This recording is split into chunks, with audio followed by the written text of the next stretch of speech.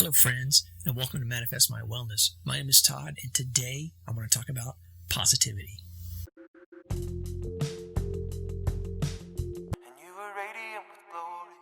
Today my topic about positivity will be actually a reaction to a video that was submitted by Jo Beckwith on her channel Trauma Talk.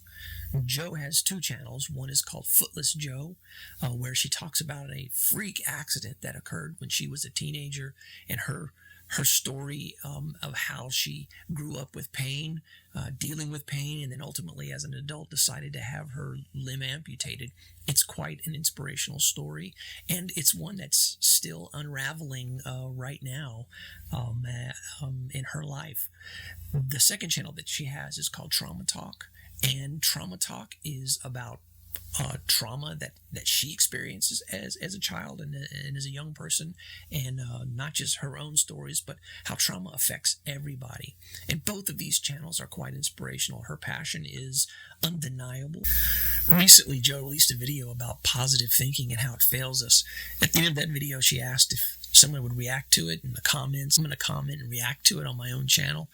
But what Jo describes is how, unfortunately, the definition of positive mindset gets expressed by people who simply don't understand positive mindset. And I'm not talking about Jo here. I'm talking about the people who say all the time that you have to be happy, that you have to constantly be positive. This is not the message of true positivity. And that's what I want to take on right now. I wanted to talk to those of us who can't seem to live up to this idea of positive thinking. The positive thinking ideology or theology is one that's really popular, at least in my country, the United States of America.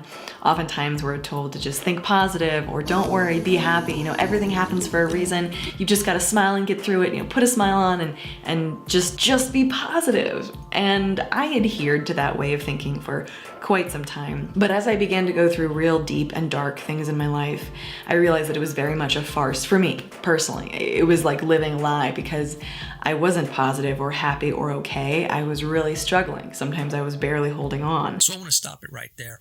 That really sets the tone and flavor for the rest of this 5-minute video that she has on positivity and how it fails us. But I want to address the type of positivity that Jo is explaining to everybody is a false positivity. There's nothing real about the way that "don't worry, be happy." These phrases are not positive phrases. Most of the time, people who have these false positivity messages about "don't worry, be happy," just stay positive, just simply don't have the emotional intelligence to actually respond to the kind of trauma that you've been through, kind of trauma that I've been through, and the kind of trauma that some people find in their lives. And so their answer to that is to simply say, be positive. Now, some people truly espouse this idea, and everything they say is rainbows and cupcakes and unicorns, and it really comes off as it is an absolute false positivity. And in fact, what it's called is toxic positivity. Toxic positivity is the excessive and ineffective overgeneralization of a happy and optimistic state in any situation, in the denial, minimization, and invalidation of genuine human emotional experience. Pushing down one's emotional state, whether it's anger, whether it's sadness, whether it's happiness, whether it's joy, which you wouldn't push those down necessarily, but I've been known to push down happiness. I'm going to tear the happy right out of your soul. And joy. So when you suppress validated emotional states of mind, then that's not positivity. That's fake, and it's false, and statistically, psychologically researched, these people are considerably unhappy all the time. And so the way they think they can battle this unhappiness is to put forth this false positivity message. Because we all struggle. Struggling is real. Struggling is a part of life. It's a part of everyday life. So, the ways that we struggle, those emotions that come up when we struggle, those are important to allow to pass into you and to examine and to feel. And the best thing that someone can be, if they want to espouse positivity to someone who's going through the darkness, and that is to say that I'm there for you. That is a huge positive message to anyone going through struggles. So that's the appropriate positive message, not, hey, just be happy. Hey, don't worry, be happy. That's not a great positive message. It's not even a positive message at all, particularly to people who are going through the darkness. I remember early on, after my surgery, and I'm still mourning the loss of the feeling in half my body and trying to figure out how to walk.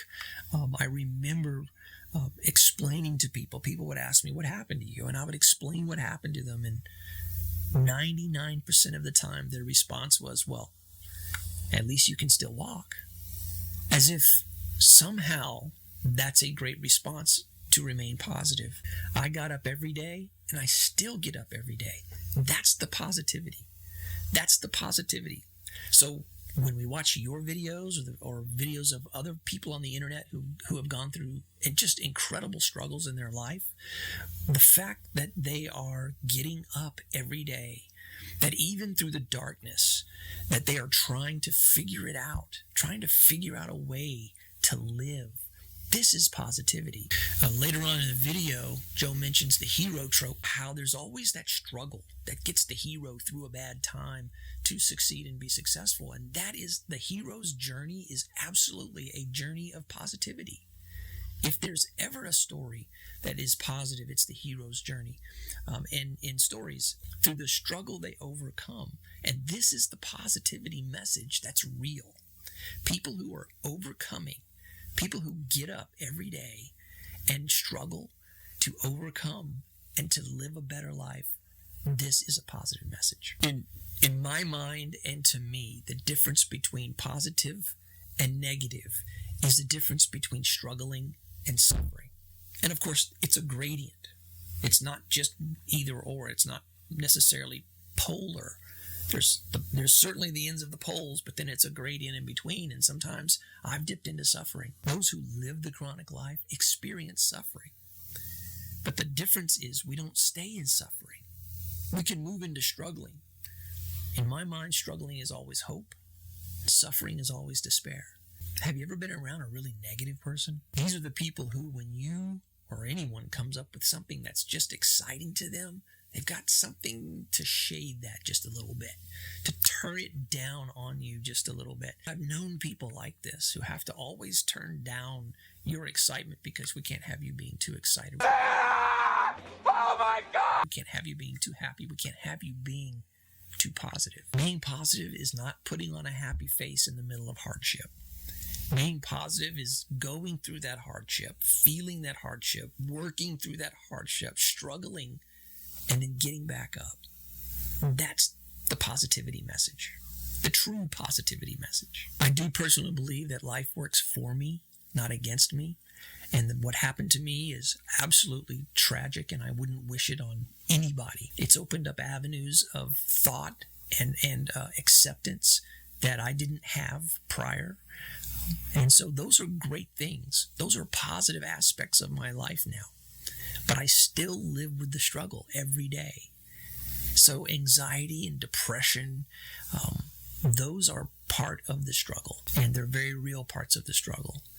And the fact that we get up every day and work through those things, that's what makes us positive.